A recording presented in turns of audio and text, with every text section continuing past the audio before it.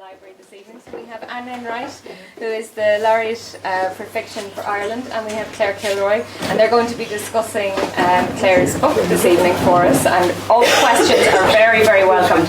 And there was a bit of worry, like, will there be enough questions? I said there will be no problem. We've got books of people here, and we can do this. This is easy.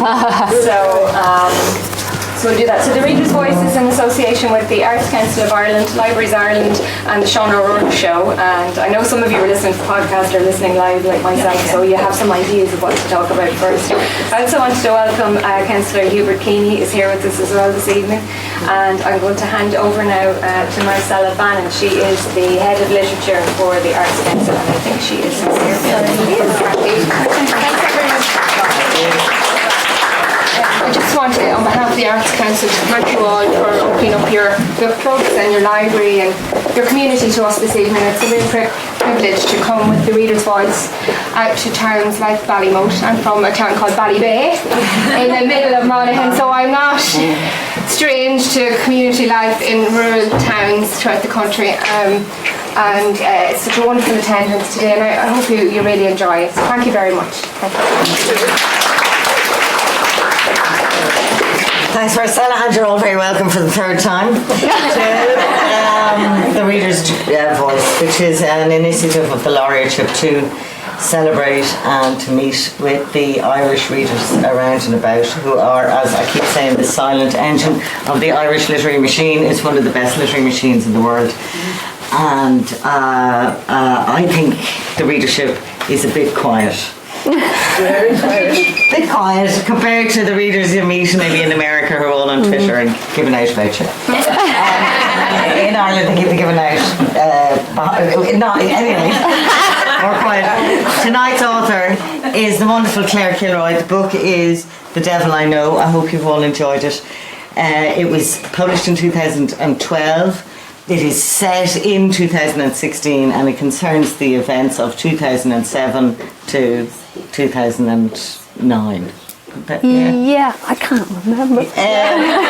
So it is, in the way that Irish writers sometimes do, an amazingly sort of solid response to contemporary things that are just happening now. And when I say solid, I mean it's shaped.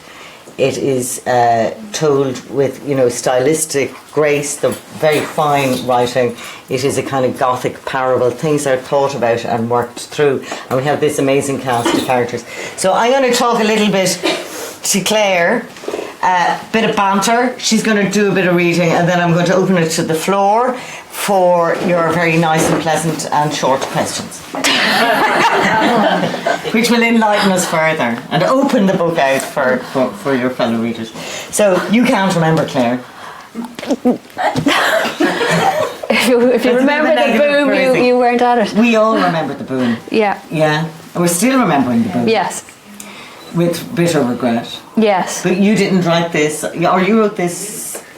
When did you start writing this? I started writing this the day after the boom. Well, no, it was really, really, really weird time. I'm from Dublin, and I think it was at its most hectic in Dublin, and it was almost like your old city was being erased, and you'd go in to meet your friends in town, and the place you were going to meet them is gone and replaced by a new bar which you weren't welcome to. So there was actually a predecessor to this book which wrote about 80s Dublin, which was the Dublin that had been erased by the boom, but it was also very creative Dublin, and a Dublin I liked, and there were all the buskers, and there was it was cool. I was young, but I thought this is the coolest place ever. So I wrote a book about that because I couldn't pin down the boom, because I didn't understand it, because it disenfranchised me and everyone I knew. I thought it's such a strange, alienating time, and it didn't seem very Irish. The kind of Irish spirit of cracking a joke on the bus, that was, we were all too cool for school all of a sudden. I do remember things like you didn't count your change, you just put it in your pocket because you had so much money. If you weren't making that kind of money, it was creepy.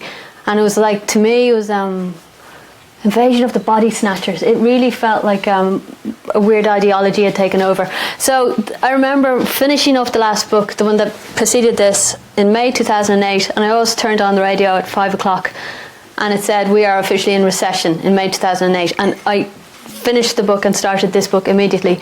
So I was writing it in '08, and things. So May we were officially in recession. September, if sometimes the events get kind of confused, but in September Lehman Brothers went down and the banks collapsed.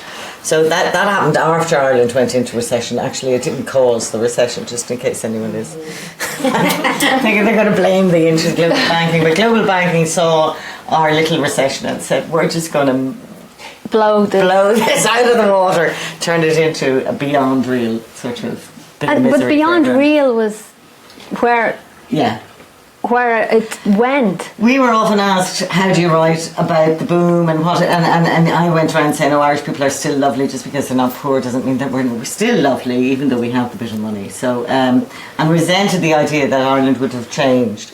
But in fact it was hard to write about because it was so much of a fiction in itself. Yes. So I think a lot of literary writers, like I went into the 80s, people started writing literary writers started writing historical fiction, because you couldn't, like, how could you describe something that's so odd, you know? And yet so relevant. And so we thought real, but it was only when it was, you know, ding dong dell, the witch is dead, suddenly you could describe the witch and what the witch did and who the witch was and what happened when the witch died, you know. Suddenly it became a story with a beginning and an end, rather than this weird entity that I did not get and felt that I'm out of step, you know. So I had to wait for it to die to actually see it. Just as a matter of interest, do you now meet people who didn't look at the change when they put their money back in their pocket? I had friends, and if you brought them cava, it was like, ugh, because it had to say champagne. Like, and they were my friends. They had been my friends. My friends, you know. And you're no longer friends, no? I am friends. and what happens when you bring the cava? They're like, woohoo! Sparkling for $9.99, very good value. It's like we became ourselves again. They're not like that now. No, well, they can't be. They can't be. No, it's very like because suddenly we saw it was. So we how turning on a dime, or a dime that's turning into a debt of a dime, minus dime, but turning on this, spinning on this empty wallet or whatever it was that in. How did you envisage the story then? How did you make that leap into fiction? People are always interested in how a story takes off. How do you make it fly? It actually felt the closest I've ever felt to being a journalist, because it was happening. The crash was happening while I was writing, and I really had to. It was so black. Do you remember the debt? We had the debt. How much is the debt? We don't know. It's too big to quantify. My kid was in the back seat driving down here, and he said, "What's the biggest number?" And my husband went, "Infinity," and he went, "Infinity 1, Infinity 2, Infinity 3," and the debt was infinity to the degree of n, and we had to pay it, and it was so bad. Like, it was so punitive and so cruel and nasty, and that we'd been had, you know, and the foreigners were coming to collect. And the snow, do you remember the snow that 3 started years of snow. falling? We weren't used to snow, and everyone started breaking their ankles. Eamon Dunphy crying on telly, that happened during the snow. Because that's actually when I started The Forgotten Waltz. You wrote about the snow. Eamon Dunphy cried on telly, and I looked out at the snow. And Brian Lenihan dying, you know, a very sick man telling us, nobody's coming to take over the country. We will retain our sovereignty. There's no, the IMF are not walking in. And we were all going, what happens when the IMF comes? They're we better stop by cans of beans, you know. So I'm asking an unanswerable question, is because you get from these really strong, weird, but super true realities. Again, we're talking about fiction and reality, and then there's the book. So I looked out at that snow and produced The Forgotten Waltz. It's a different book. So how did you spring into this idea of a kind of parable, or is that where the whole idea of the potential death? When did you think that when did Tristram walk into your head, and in what shape? Tristram and Hickey were there. Monsieur Deauville came in quite late, because I thought, what is the blackest character you can come up with? Because I felt like the blackest character had taken over our country. I felt this debt, this infinity to the nth degree. It's so black that what's the blackest thing you can write? And we're reared in this the Christian the fall of man, all of this, and the blackest character is the devil, and it just felt. And I remember there was a G8, is that what they're called? And they had their summit in Deauville, and I was like, Deauville, it was all Mr. Davos. Davos. Yeah. But it was I had Hickey came first. Hickey's the builder. The architect, well, he's not an architect, he's more a destructor, but he was symptomatic of the kind of bullish, bulldozing, I'm going to extract money out of this, and off he went, and he did his thing, but there was no reflection in him, and he had nothing to lose. Hickey ended up probably better than he started off. At the end, he's a taxi driver. At the beginning, he kind of came from nothing, and he had nothing to lose, so I needed someone who had everything to lose, because it wasn't. Hickey's story was fine. He had the crack, and he did a lot of damage, but he doesn't care. He moves on, and Bob's your uncle. But Tristram had to be the voice of remorse, and the reflecting creature, and the sorrowful, the man who regrets and looks back and expresses it. So that's when Tristram came in. And I actually remember having a conversation with Carlo Gebler, who's here now, because I wanted to tell the story of global financial collapse. And I didn't know how to do global financial collapse. Small story, but it's a small story. Yeah. Well, maybe we'll talk a bit more. I know in former readers' voices, the readers are very interested in character, particularly in how the characters came about and how they fit together in the book. But let's get political a little moment longer before I ask you to read a section from the book. Right. There's stuff in this, and you said, "Oh God, I can't remember." Who can remember section 23? Who can remember section 23? It's so sad. Who can remember self-appraisal by builders, or the Building Control Act? But there are little bits in it when I realised that you were just suddenly furious. You saw this and said, "What?" Yeah. Still happens today. You sometimes look in the newspapers and go, "Excuse me." But that sort of incomprehension and fury are scattered in little details. Yeah. The devil is in the detail, as they say, but in little details through the book. So did you do research into that? Were you party political in your approach? When you were looking at the fabric, the social fabric, I just remember the social mechanism of it. I was living in an apartment block that for a while it seemed it was going to fall apart. It was built in 05 to 07. Now, and we all we had to pay to fix it, which, as it turned out, it wasn't going to collapse, but we had to pay to fix it. It was like, who can we sue? Well, no one. The Building Control Act, it's self-regulation. Nobody inspects works done other than the builder. Hickey says, you mark your own exams. You go, did I encase it in concrete? Of course I did.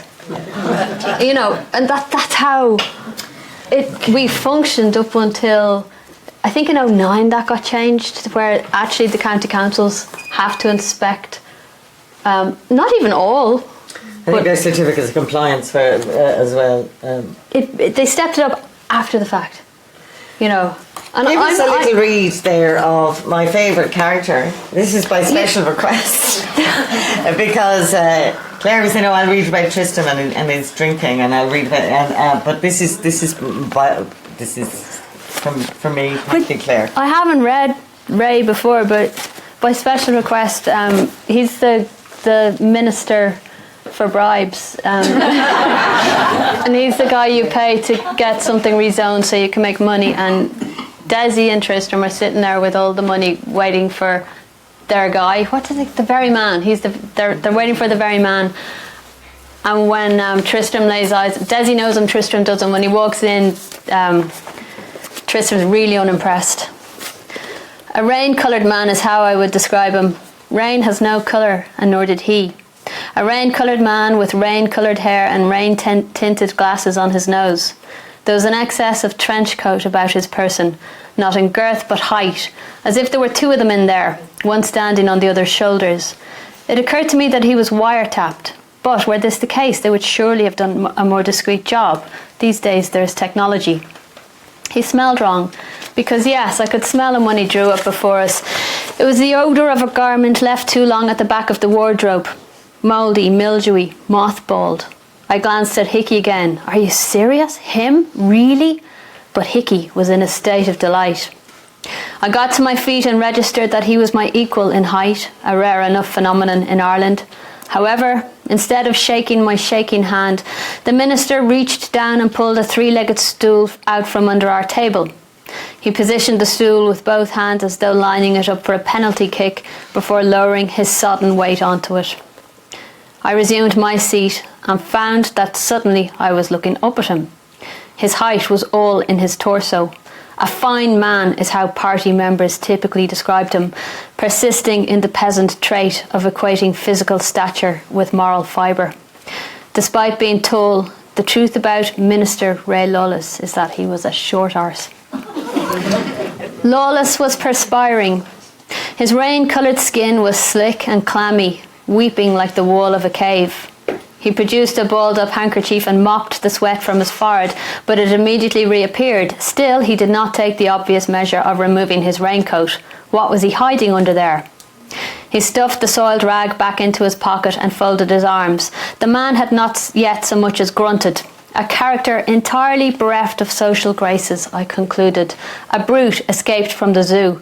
At which assessment Lawless whipped around to glare at me, as if he had overheard me think it. He as quickly whipped his glare away. Uncomfortable with eye contact. That's another thing I remember noting. Thanks a million for coming, said Hickey, and the great big short arse nodded. His arms were folded with such hostility that his fists clenched his elbows. He nodded at the bar. What are you drinking? Hickey nodded at the bar. What are you drinking? I don't drink, Lawless said sharply. His first utterance, and it was a rebuke. Was he in the fellowship? I didn't think so.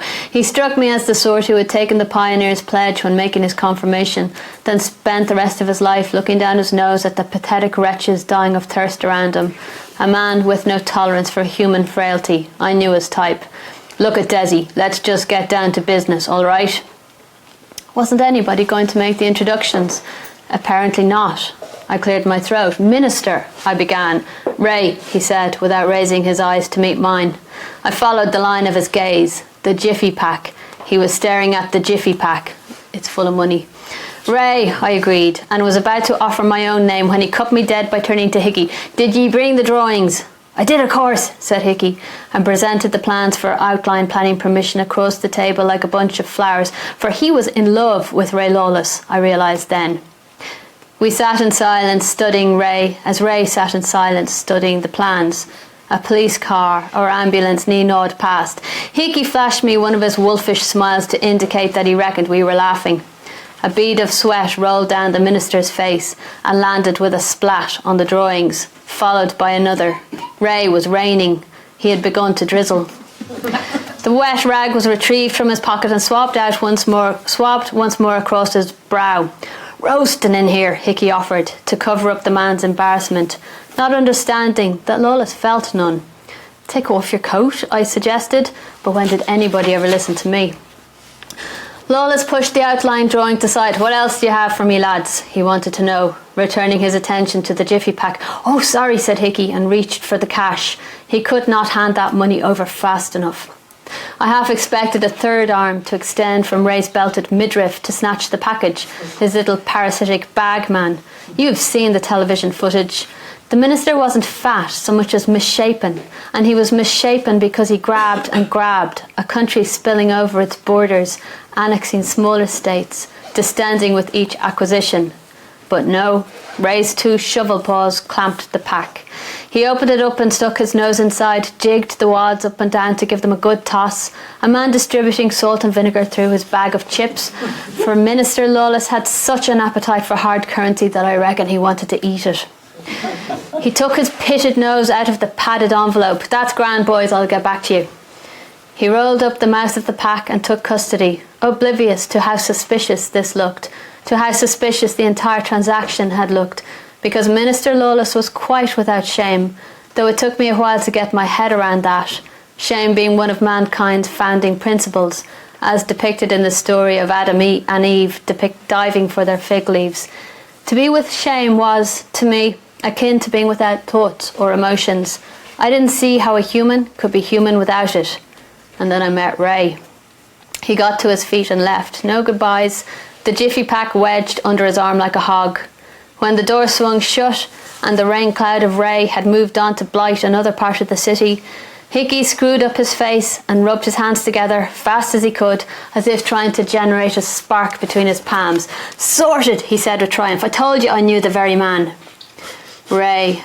I sighed at the irony of such a name as that being given to a man such as him. Who on earth had looked into his cradle, beheld the grey infant inside, and named it after a shaft of light? Ray, a drop of golden sun. And then I got it. He was not Ray as in sunbeam, but Ray as in the fish, that ugly flat fish with its mournful face the colour of a mushroom. Ray, the bottom feeder, steadily making its way across the ocean bed, ingesting the tiny creatures that strayed across its path, never hungry, never full, never hunting or giving chase, simply consuming methodically until it reached the end of its natural life. I was not one bit sorry when Ray Lawless went down, even though he took the lot of us with him.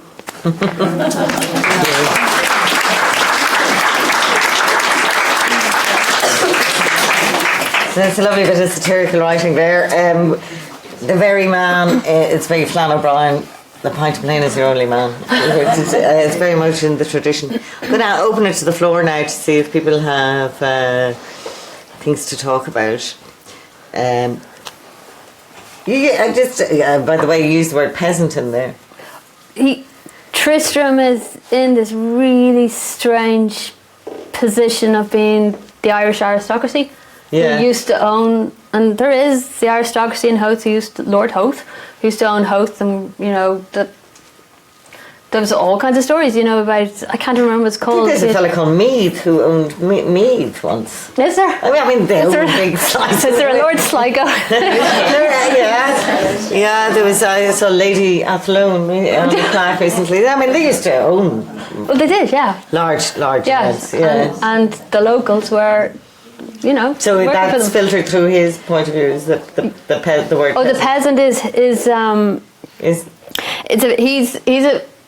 he's the end of the line, and actually the history I've given him is not the history that Lord Howth is going to have. He went to school with the locals. Right. Lord Howth is not going to go to school with the locals, or Lady Athlone, or the Duke of Sligo. I don't, they don't. So yes, he has this thing where who are the Sligos now? Where are they? Where are they sending their children? The Sligos.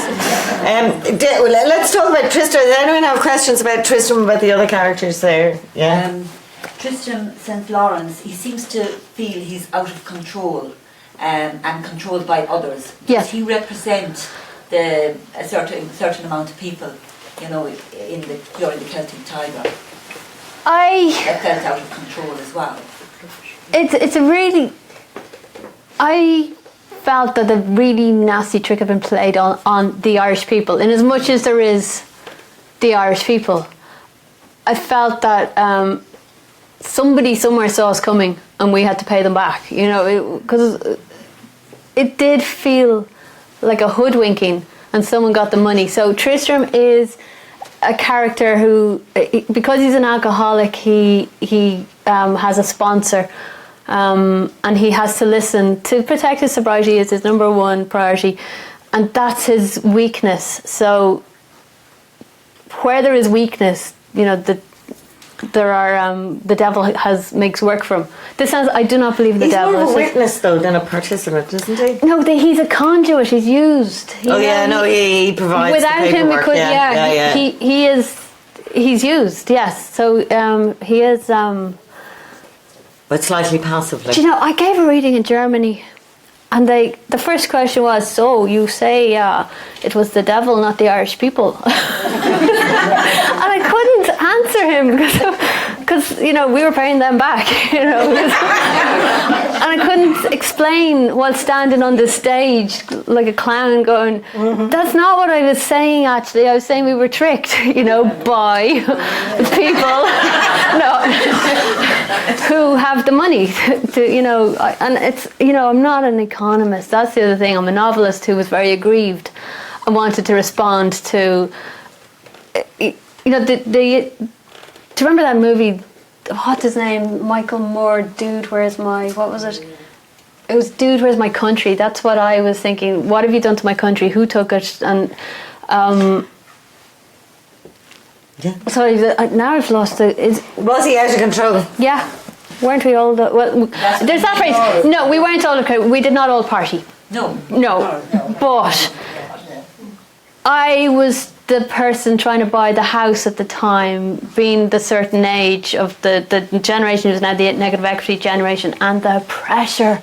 You know, it was like having bullets shot at your feet, and I didn't have a proper job, so I couldn't get a mortgage, blah blah blah, and the anxiety and that's the German thing. I was going, you know, the property ladder, and it's like, the property ladder, no, they rent, you know, and here you can't rent, so you have to buy. So is he out of control? Yes, he's totally out of control. Yes, and it is a very exaggerated form. But you know, the pressures that were certainly on my generation to buy, the first-time buyers, as we were called. But you're not in the book, Clark.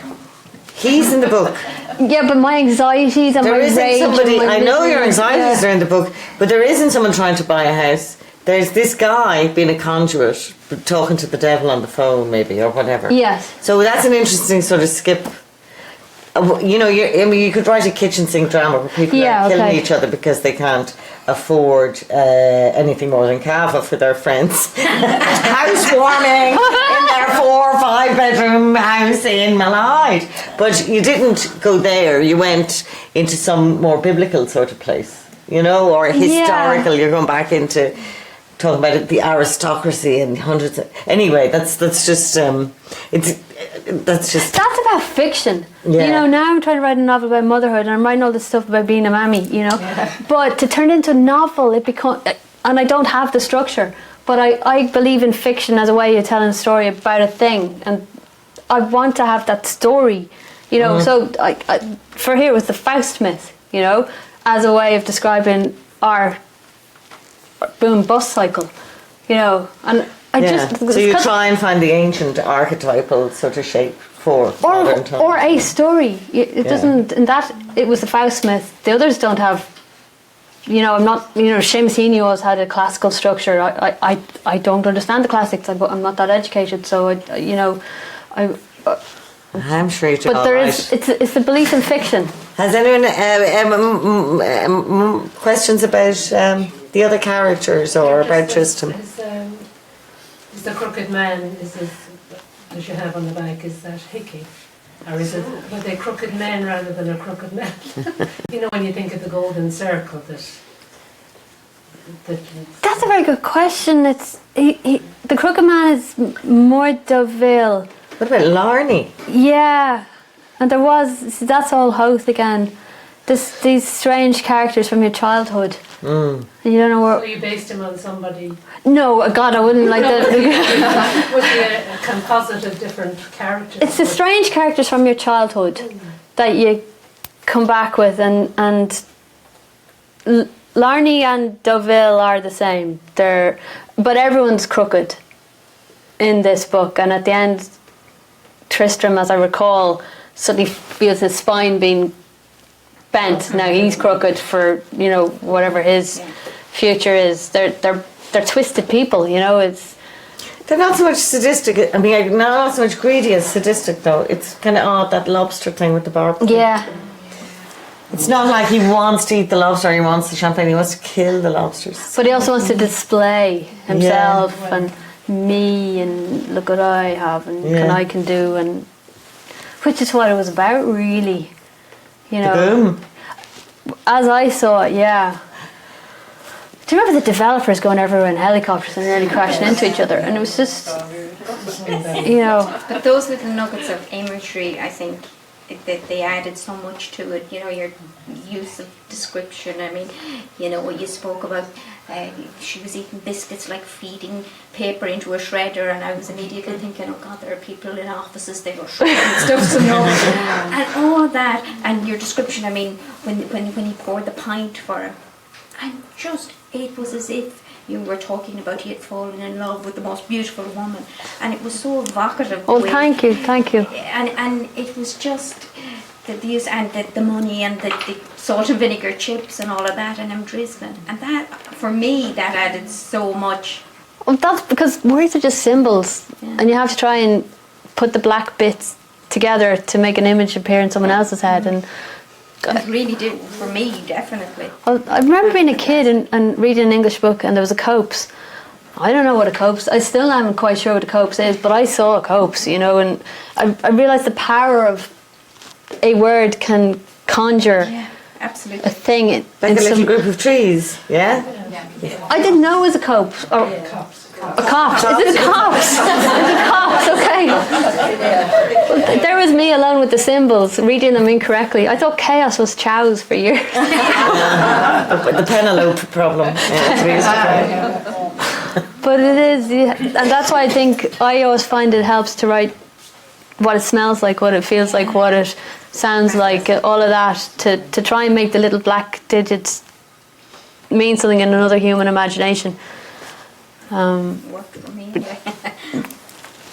Karen, I really think it should be compulsory reading for every child in school, you know, or even in secondary school, not to frighten the Jesus. There's a lot of bad words in it. But that's what I'm saying, in the secondary bit, like, if it could only teach people or just make them more aware not to ever go down that road again, and where are we rocking? You know, so make the whole country should have to read it tomorrow, you know, just as that we see that. The whole country should have to buy it, they don't have to read it.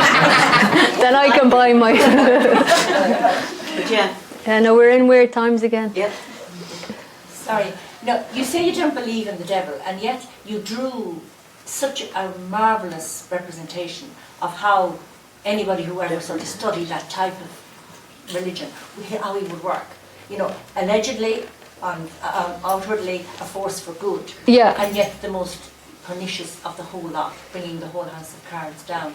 I mean, that really got me in the sense that I was really amazed at the end that that's who, you know, the host of Larney and the whole thing, you know, that it was amazing. It was an amazing. I don't believe in him, but I'm frightened of him, and if I'm out on my own in the dark, I'll see him, you know. It's that human imaginative faculty that makes the skin, like there is a thing in us that is, you know, and that's the blackest thing I could think of.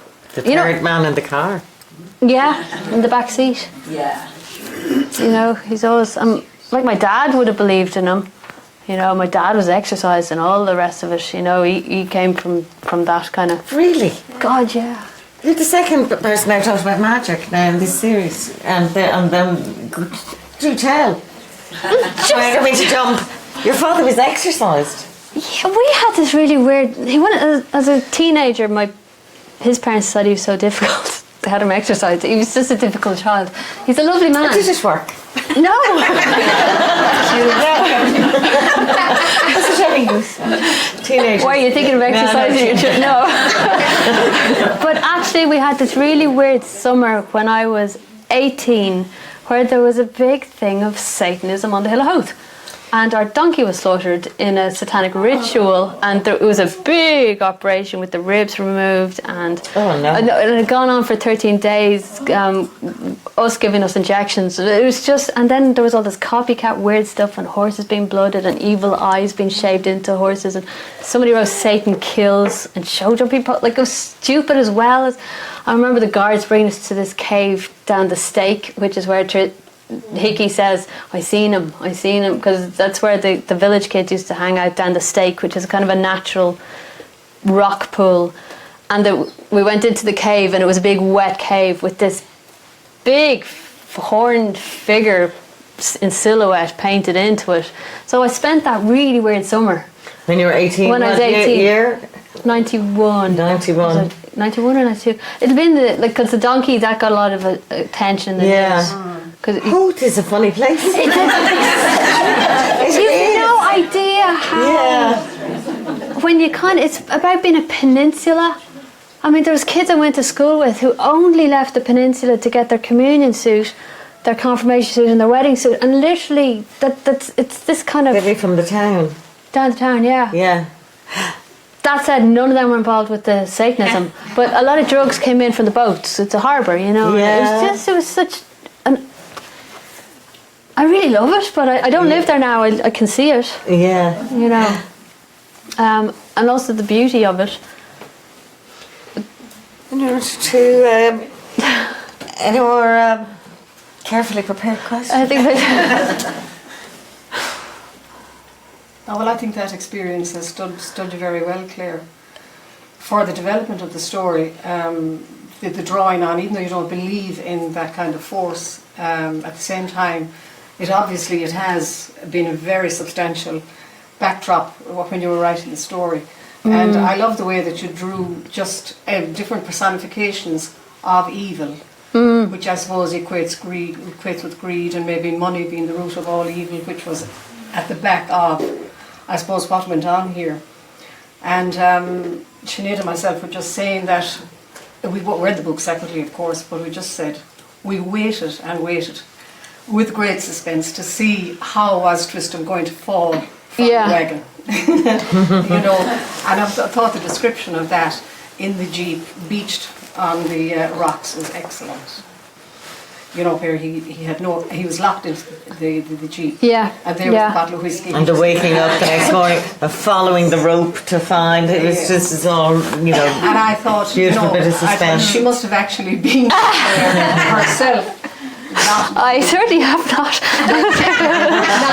Well, it was so real, maybe not in that particular state, but we say, obviously it is your home territory, so you know. Yeah, it is my turf, yeah. Yeah, but I thought that was excellently described. You had in Howth the early houses for the fishermen, and there was just an awareness of booze. There is everywhere, Yes. you know, but Yeah. But you mix that with the water and you know, and the tide and the black and the water. blackness. Do you know what my favourite character was, or my favourite reveal or revelation of character was Edel, where the chandelier, he realises that she wanted the chandelier. She wanted whatever kind of class or snobbishness that you know or beauty there was in his family chandelier, and I never felt I quite nailed her. But maybe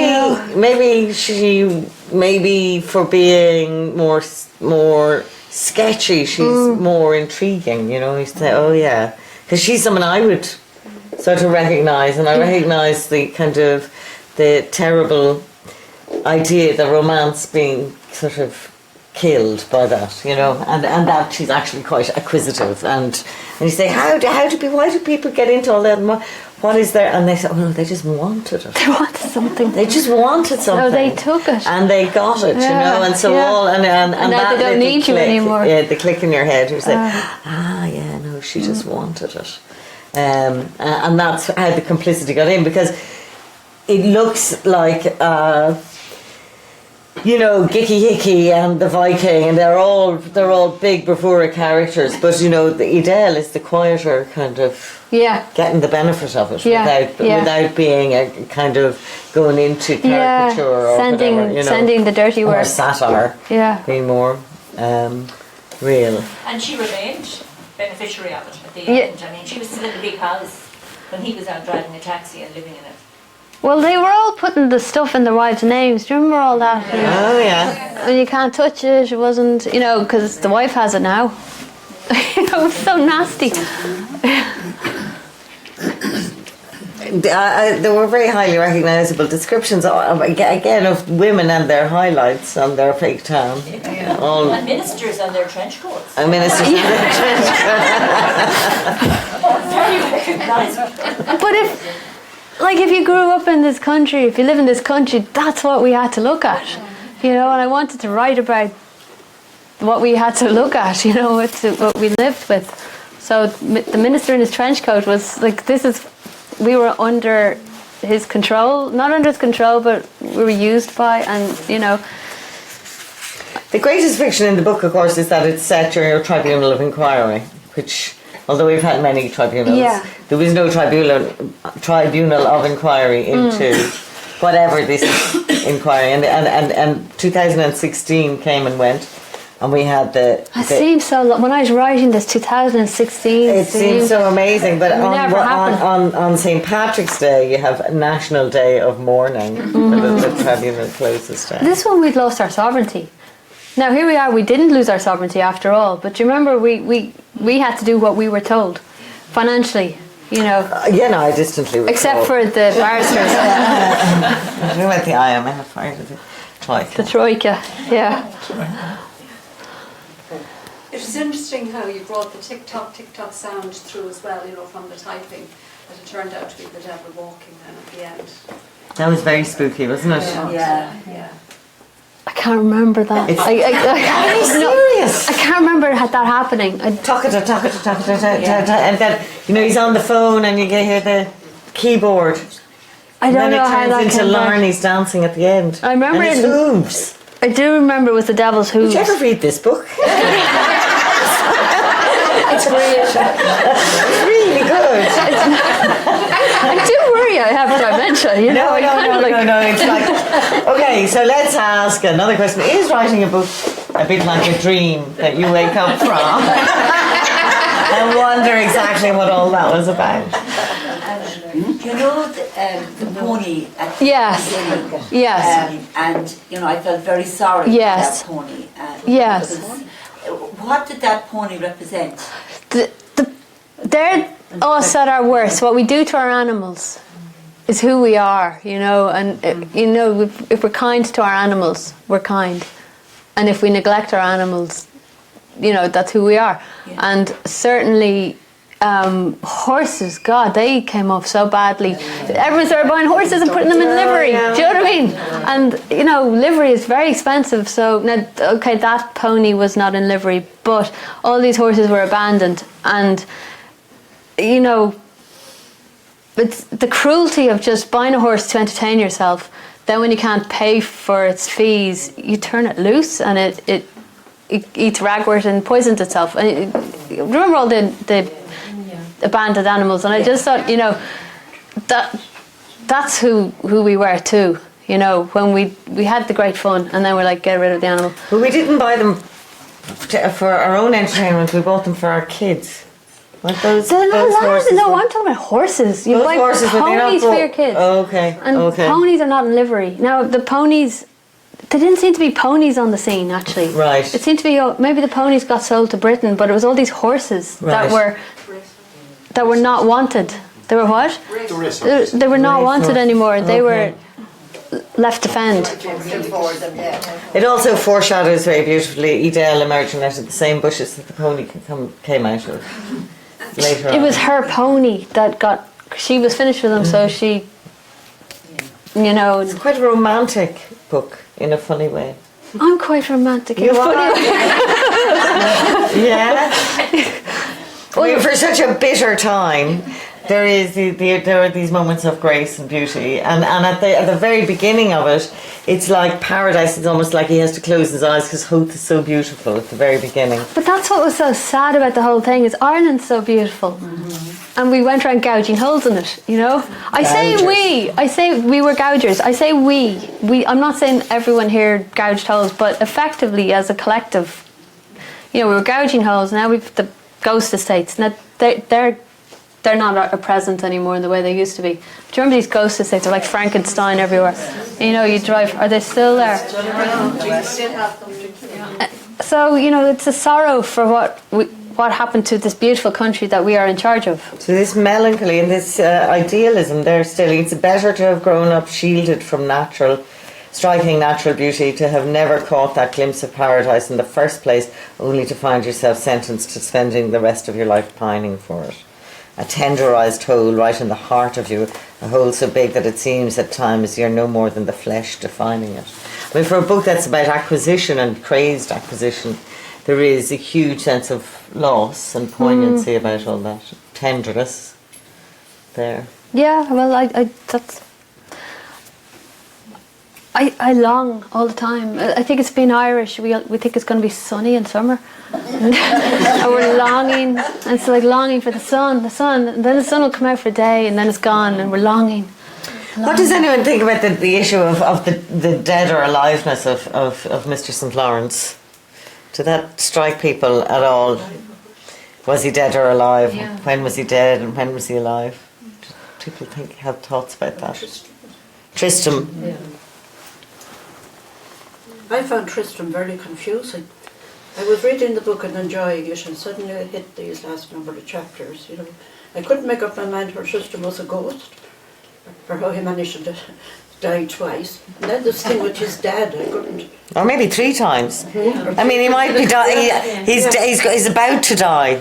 He's in the hotel room now, says But was his says a dad character. have anything to do with the story the daddy wasn't speaking to? His Tristram's father. Yes. What were you doing with him? What had you in your mind with him? His He was father. there, he just wouldn't talk Or to his maybe Tristram's father. No, his father was alive and pretty But he much. wouldn't speak. They weren't talking no, to each other. no, his father was not impressed with his son and disowned him, so didn't recognise him. But he had very little to do with the plot, really. The father, other than this is the line that Tristram comes from, therefore the patriarchal line is going to be dominant in his life, and he knows he's the disappointing end of a very long line of firstborn males, and he can't fulfill it, and he's called the same as the first Tristram, and he knows he's pathetic. So it's about Tristram's awareness of how disappointing he is, and he's a huge failure in What about his dead or aliveness? You don't want to talk about his dead or aliveness? Was he just allowed You to sort of roll your eyes a bit, saying, "No, I don't want to talk about whether he's dead or alive." he sold his soul to the He devil. sold his you know? soul. Okay, so he's in a kind of life in death. He died. He actually killed himself, drank himself, and took pills In Brussels. and the devil gave him a second chance, and he took it. Okay. As it's a fiction, okay. It's just the others were so true to life. He didn't. They don't. He is alive to them. Like he's a ghost. He's there. He's cold. To him, kind of thing. There's a step removed. Yeah, he can never. He describes the other people as on the other side of the aquarium glass, and he'll never be part of it. So, and it's he is a dead man walking, who sold his soul. Therefore, he's used. And what satisfied you in that kind of idea that he's a dead man walking? It's to do with I had another weird summer when I was 20, when I went to New York and hung out with recovering alcoholics for the whole summer. And these were hardcore, like, I woke up and my girlfriend was dead and I'd killed her when I was drunk. You know, these were people who were like atoning. And that idea of the abyss being a drink away, always, which is, if you're a recovering alcoholic, the abyss is right there, and if you start drinking, you're going to tumble, and that was mainly what interested me about him. You know, damnation. He'd actually fallen into the abyss, and he couldn't get out. You know, and this a damned soul, I find very sad. You know, I actually really liked all of them, even though they're all awful, ghastly. They're ghastly, but I like them. And I feel bad for. I don't feel bad for Hickey. Hickey did grand, you know, but I feel really bad for this condemned soul, you know, dead man walking, who is miserable, but as you say, an idealist. You know, a creature who saw paradise and lost it and lives that way forever. You know, I found that really interesting. Did he have to be dead?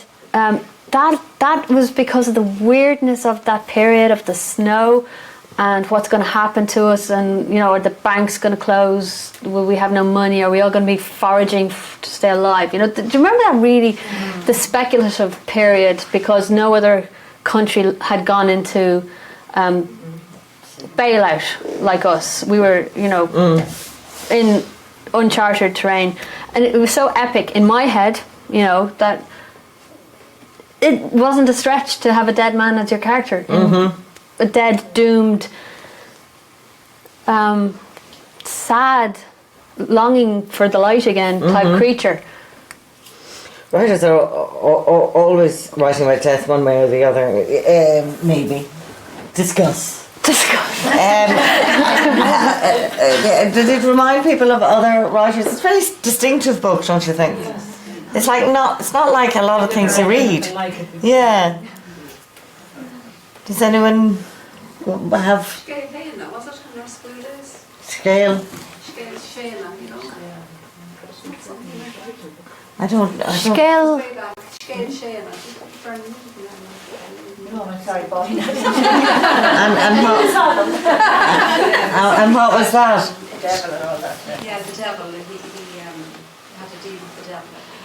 You couldn't be harking back to that, obviously. No. It's not ringing a bell, but it is Irish mythology. You know, you play the game of cards. Folkloric, yeah. You drop a card and look under the table, and you see the devil's hooves. You know, it's a big part of our culture. The Hellfire Club. Which The Hellfire they now Club. are finding a Neolithic grave under, which is Oh, amazing. really? Yeah. So these ancient sites then repeat as kind of, and the history goes into the buildings that are put on top of them. Yeah. Sligo and its ley lines, it would be familiar to all of you. Familiar to ley lines. Sligo being a big kind of ancient ley line thing. Anyway. That's what writers are for, isn't it? To tell you where your ley lines are. So lovely to be here with such beautiful ley lines. It didn't remind me of any other book. I actually thought it was kind of unique. Because when I started reading it, I didn't like Hickey. I didn't really like Tristan to start off with. And when I don't like the characters in a book, it's not a good sign. What do you like? Sorry, that was a bit forceful. but people are always giving out about not liking the characters in books, and I don't know what people like. I mean, not because there's anything to do with me. Can I just finish my... Sorry, I beg your pardon. Yeah. And yet, I think it was your passion and the genuine emotion that just sucked me into the whole thing. I think I just could feel your rage and your impotence and the whole thing that we were all caught up in. You know, that I was thinking as I was reading it, like if we had read this in 2010, we'd probably been like the Greeks burning the cars in the streets, if you know what I mean, because that was that level of passion in it. But to go to your question about liking, when I like a character, if I'm kind of interested in what happens then, that's how I define whether I like a character. If I read 3 pages about somebody, I think I don't care whether they live or die. So if they're immoral, you don't like them? No. It isn't. They have to have some charm or something. They have to have some charm or be drawn in some way that I see something. Or some difficulty. Yeah, Sorry, this is me going completely off on a tangent, but it is very interesting. I must say I liked Hickey. I thought you drew him very well. I thought I liked him. I'm the ant school here because I always get given out to for unsympathetic characters, and I always feel defensive of them because, like, I know they're assholes, but they're my assholes. But you do. It's and I don't read books to like them. Like you said, I read books to be interested in what happens to them. They have a kind of function in the shape of the book and in the story that isn't necessarily to be liked all the time. That's not their function. They're going to do things to each other. And yeah, but that's life. You meet people in life and you like people or you don't like people, and I think that's, you know... It's a big, constant discussion between readers and writers. Yes. That readers are always, they often want to psychologise, and writers will say, well, psychology has nothing to do with it. This is nothing. And they want to say, I didn't like that, or I did like that, or I thought you could have done more, I could have done less of that character now. But likability being their big bugbear. And it's like, it's shorthand for something much more complicated. Yeah. And we'd all want to know what the trick of it is. How to avoid it. Unlikely characters, do they not add to the reality of a book of the writing? Because in life, like for me, I wouldn't necessarily want to like all the characters in the book because you meet people in real life that you don't necessarily like. So Yeah, maybe a better way to say is what about it? What about the book really strikes home? You know, that there's some kind of recognition. I wonder if it's to do with empathy a little bit. Empathy rather than liking, that you have that connection, that you care what happens because you see something of yourself. I know I do that when I'm reading. If I can I can recognise myself, it pulls me along. Rather than liking, empathy just might be a different word. It's so tricky. So funny, and you know, she was very. You kept found yourself smiling at, you know, the descriptions and various things that he did throughout. I thought he was really the best character. Hickey, the way he always got around Tristram, and he was always, you know, that you had to like him one way or the other. I mean, in this infuriating way, that he would infuriate you. Do you know who's unlikable? Who's just plain unlikable? Is Minister Ray Lawless. And did Hickey know that Tristram was having an affair with his wife? no. Not even at the end or anything, no? No. He thinks Tristram's gay. Of course, he's posh. He's got a posh accent. He must be gay. So I don't think Hickey really likes his wife. No, he took her for granted anyway. Well, he went back to his first wife, who he did actually love. You know, she was the trophy. Edel was the trophy wife. Do you remember all the blonde wives? Do you remember them? She was one of them. But also down at the Vikings bar, the Svetlana got a pretty rough read from Tristram anyway, didn't he? Yeah. He was quite moralistic about Svetlana. Well, that was all very creepy. That it was very creepy, yeah. We'll move on. I went back to read that, and it was really uncomfortable reading that bit, actually. But don't you think it might have been actually what went on? I do. I wouldn't have put it in if I do remember. Maybe not in Hoth, of course. But I don't know where it went on. But I mean, I'm sure it went on. Yeah. Yeah. Sorry, question mark? I had small children. And I didn't then, so now I don't know what's happening. I remember back then. And why do you? That's really interesting, because you looked at it and you said, "Ick." No. Yeah. I did. I think it might be the only bit that I went, oh, well, you know. But then that's what I saw, you know, at the time, and all these, you know. 18. Was there any? There didn't seem to be any strong women characters. I mean, there were clever women characters. Yeah, Edel was clever. Yeah, clever. But and there was no bad woman character. Not really bad. I mean, there was no mother. There was no mother, and that is repeated at the end. The mother was dead, and he misses his mother. The thing that I thought about the Celtic Tiger was it was a largely male endeavour. Yeah. When I looked at it, it was male developers and male bankers, and Mary Harney is the only female face I see attached to it, other than the blonde wives. And then the women got sort of insulted for having highlights, you know. And big handbags. As if that was a crime. Whereas, you know, the money that bought the highlights was the dodgy issue, you know. So it had to be a male book. You know, and yes, Tristan's mother is dead, and that is part of this hole in the centre of him. He has no mother, you know, no one to guide or help him. There's a whole big long piece to be written about the absence of the mother in Irish fiction. It's the absent mother from McGavern. You're starting for 10, but all these missing, absent all the love that was gone or should have been there and didn't happen. I always think of there's big heart fiction and little heart fiction, particularly in Ireland. There's the people who love too much, and Tristram's one of them, and then there's the people who love too little, and that McGahern is the exponent of men who can't love enough. And you know, Banville loves. He writes about people who love too much and they can't unlove. They're reckless. So I do find it really interesting how people love, and how much they love, and how dangerous they love, or do they love? Do they love at all? Do they withhold their love? Is there any love in them? You know, it's always. And Tristram loves too much, and that absence of his mother is a huge defining, because his father loves too little. His father cannot love. But yeah, he doesn't still do any good for anyone, Tristram? No, he's useless. He admits, I'm just here to be used by others. So it's a book full of wanting, getting and losing. And you could swap the orders around, couldn't you? Yeah. Getting, wanting, losing, anyway.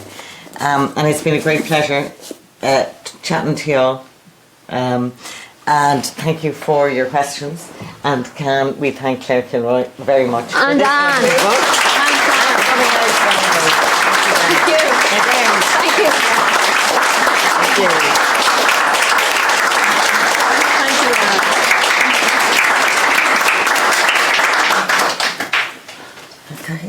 I didn't realise we were finishing up. I'm the only politician here. So. I haven't read your books, but I take it from the comments that politicians don't fare too well. In my defence, I'm a politician since 2009. So all right, you weren't there. You're ready for the next time. The next healthy one of the time. reasons, though, I would say, one of the reasons I became a politician, even though I've been around it for quite a while, was because of the craziness that I seen going on in relation to zoning and part of one of our first jobs in the council here was in 2010 was to look at our county development plan, and we were the first council in the country to de-zone that. And we came under some pressure from various different landowners and different things. But I was surprised at the pressure that we came under from the public. Huh? There was one issue then in relation to Sligo Environment Plan, where there was a retail strategy, where we have a core strategy at the moment where we try to develop to put the centre of the town from the centre out. But there was some pressure on, we say, in relation to develop shopping centres on the outskirts of the town, which personally I would be against, because I see it would be detrimental to the town. And the amazing thing about it, and it's a contradiction of a society, maybe of our society, is that the big developers who are pressurising us to give permission or change the retail strategy to allow out-of-town shopping. So you're talking about all the British brand names, blah blah blah, high street names. And the people with me that were shouting against it was being characterised as being in the pockets of the business people in Sligo town.